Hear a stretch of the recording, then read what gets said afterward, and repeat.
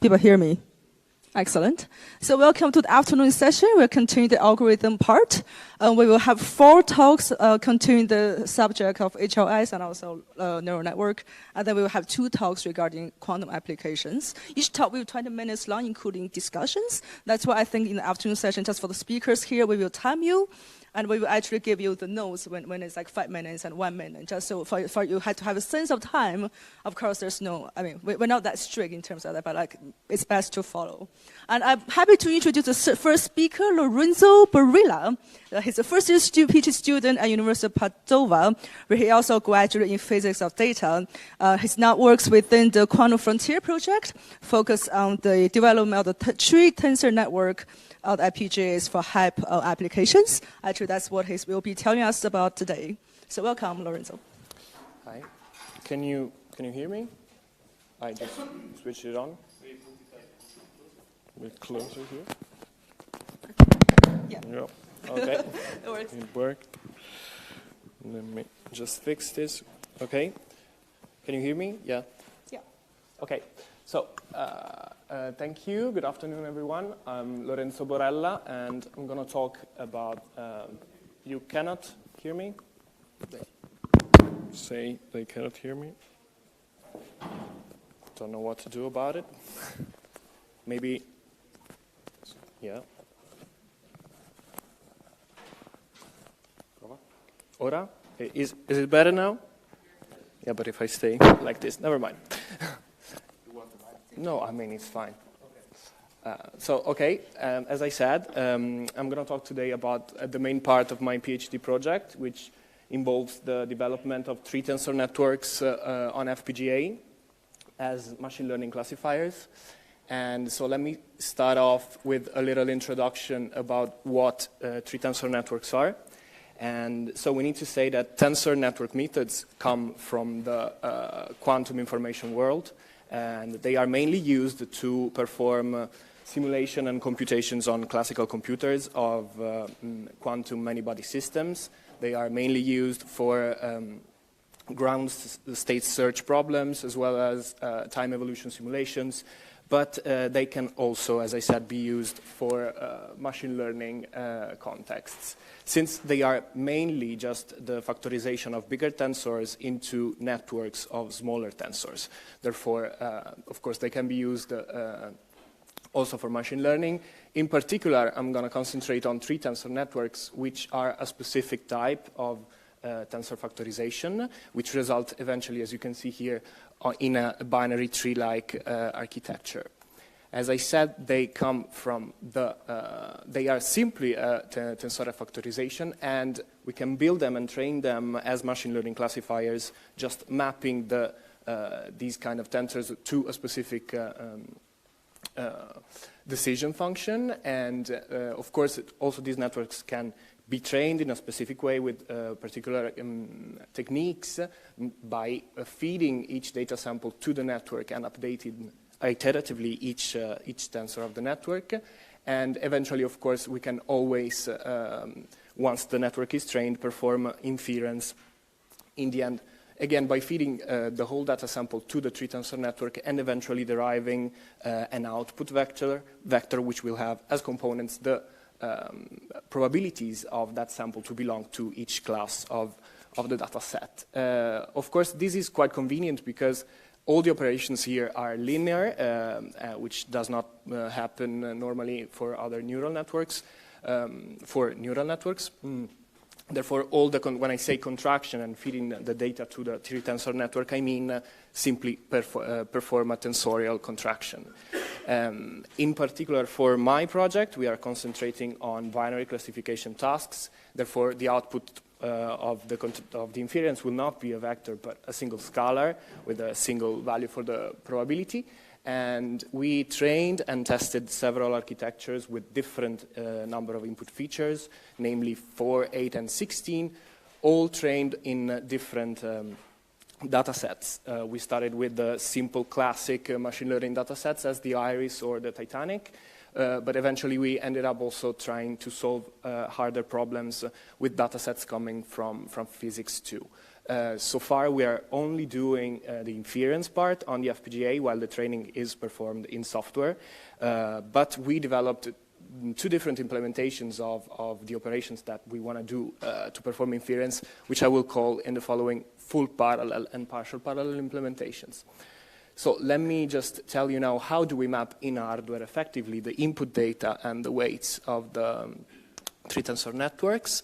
So first of all, we decided to use 16-bit fixed point numbers to represent in hardware all the values of the three tensor network. So I'm talking about both input and the weights, devoting 1 bit for the sign, 1 bit for the integer part, and the remaining 14 bits for the fractional part. And so this is happening all over the three tensor network implementation. Moreover, I need to say that the input data need to be mapped into a higher dimensional feature space, following what is suggested by the quantum approach, since in this way each feature will be mapped to, in this case we're using a spinorial mapping using cosine and sine functions. In this way we can think of a sample as simply the tensor product of several vectors, and therefore it can represent, we can think of it as a separable quantum state. And in the end, in hardware, in fact, the input data are sent to the three tensor network entity with the axis stream interface, and this feature map is effectively implemented in hardware. As you can see here, I just reported a simple block diagram of the feature map. So sine and cosine functions are implemented in hardware. We using coefficient files, which of course we're using blocks of memory that are configurable and that remain fixed, of course, after implementation.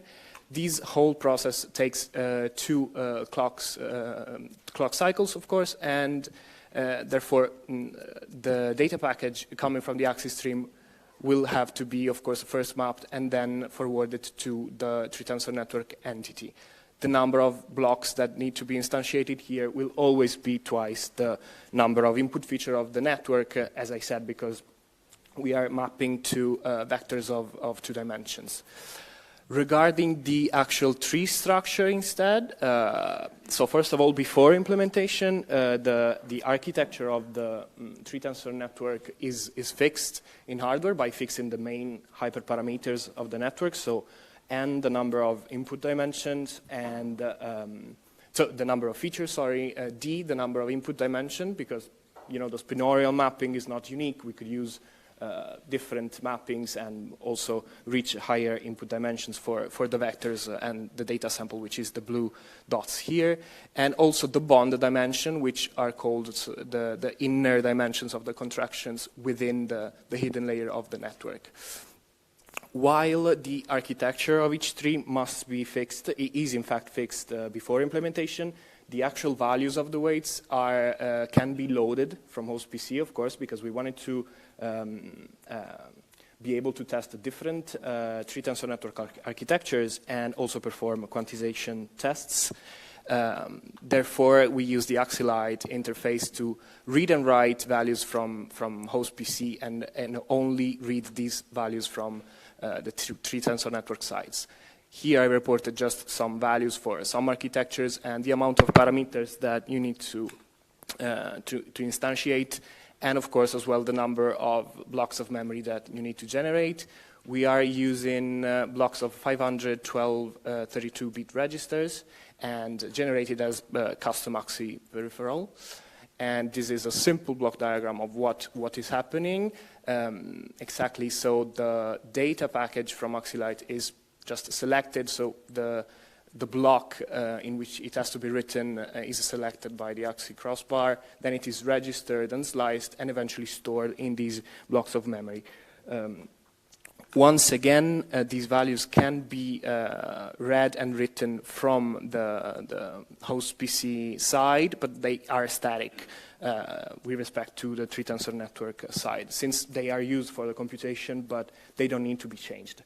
Also, in this part of the firmware, we had to relax some timing constraints because, of course, as you would easily imagine, once the three-tensor network grows, also the design grows as well, and the blocks of memory that you need to generate too. So eventually, we had to do it to keep these values fixed, and we are not actually looking for specific timing during the inference algorithm for the three-tensor network part. So moving on how we actually build these trees, so we need to say that the basic building block operation of these three-tensor networks is the single node contraction operation, which represents, it's simply a tensorial contractions of two vectors with a rank-free vector. And in order to implement this operation, we decided to instantiate DSPs directly, since we wanted to play a little bit with the number of internal registers of the DSP and check timing constraints and etc. And therefore, and this is the operation that we actually implemented in two different ways, the full parallel and partial parallel approach, since we wanted to play with resource usage and latency as well. And then, yeah, of course, the operation is mathematically very simple, but being it a three-factor multiplication with the instantiation of DSPs, we had to split it in two stages, which are just two stages of multiplication and the final summation stage. At the first stage, we perform the Cartesian product of the input vectors. At the second stage, we multiply simply the results by the values of the weights in the nodes of the three-tensor network, and eventually we sum all these values. So this is the case of the full parallel implementation. Here we aim, of course, at maximizing the resource usage and minimizing the latency. Therefore, as you can see, these two layers are the two multiplication stages, and eventually there's the sum. So if we consider a contraction of two input vectors of dimension d and an output dimension x, we will always have, in this case, to generate d² DSPs at the first layer of multiplication and x times d² DSPs at the second layer of multiplication. While for the summing part, in this case, we can use other trees, since all the values are computed in parallel, and therefore they also can be summed together. Here I reported simply how the number of DSPs and latencies scale within the whole three-tensor network, and as you can see, in this case, the number of DSPs grows with the cube of the one dimension, and while the latency scales logarithmically thanks to the presence of the other trees. For the other implementation instead, the scaling, of course, are very much different, because in this case we wanted to reduce the number of resources in use, and while, of course, having an increase in latency. Therefore, we always use one single DSP at the first layer of multiplication and d² DSPs at the second layer. And, of course, the whole computation is properly pipelined. And as I told you, again, now the scaling of the DSPs, it scales quadratically, while the latency, it's become polynomial. Therefore, this is the main difference in the definition of the node contraction operations for the partial parallel and full parallel approaches. So moving on to the building of the whole tree, once the node entities are defined, we, of course, as I said before, fix the main hyperparameters of the three-tensor network. Therefore, the VHDL code knows how many layers, how many nodes per layer to generate, and how many layers per tree, how many layers are in the whole tree, which are always equal to log 2 of the number of input features. Here I just reported some values for the DSPs and the latency for two different architectures. And this is the whole firmware. Again, I just added a FIFO entity for the partial parallel implementation, because, of course, the computation is not fully parallel, and therefore you need to solve that thing for the three-tensor network. And yes, this is how the values of the weights are read, and the input feature and the output of the tree are instead transferred via axis stream. So the whole project has been written in VHDL using Vivado and eventually implemented on a Kintex UltraScale board plugged into a host PC via PCI Express. Eventually, the whole firmware ran at 250 megahertz, but we also wanted to test the single contraction operations which happen within the tree, and therefore we generated it as an out-of-context entity, and we realized that we could go much higher in frequency. So I'm almost concluding. I will just show you some of the results to see that this effectively works in some way, because eventually we just compare the values of the output retrieved in software and in hardware, and they match, of course, with up to 10 to the minus 2 error. These are two different architectures with different data samples, as you can see, and also different number of input features, 8 and 16, which also means that the second architecture has one layer more, therefore it's not that guaranteed to have the same final error. And eventually, as I said before, we also tried to check if we really needed those 14 bits for the fractional part. We just performed these quantization tests, and by reducing the number of fractional bits, we realized that we could go down to, the necessary fractional bits are effectively 6. You could go down to 6 and not lose that much accuracy in the end. And with the formula that I showed you before, we also have a feeling of how the resources and the latency are mapped to each three-tensor network architectures for both the full parallel and partial parallel approach. We derived this plot for several architectures, and of course these limits are not strict, since we are I just plotted the limit for our FPGA and for the maximal number of DSPs, and for the latency instead we just chose 1 microsecond, but of course these, depending also on the use case, you might want to extend these limits again. And that's all, and I thank you.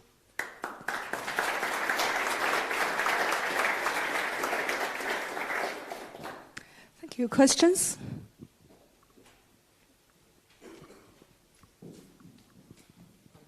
Yeah, thank you for the presentation. As per my understanding and what I have read is that the amount of energy spent on is actually on the movement of data, how you access data from different memory, right? And here now, with this solution, you are streaming data from the PC, right? Mm-hmm. The weights, at least. So once the model is, the entire weights are streamed from the PC, right? So there have been a lot of research where people are keeping these weights on flash when they have a big flash, and if not possible on flash, then DRAM and other things are there. Have you considered that, or maybe energy is not a use case for you, only latency is?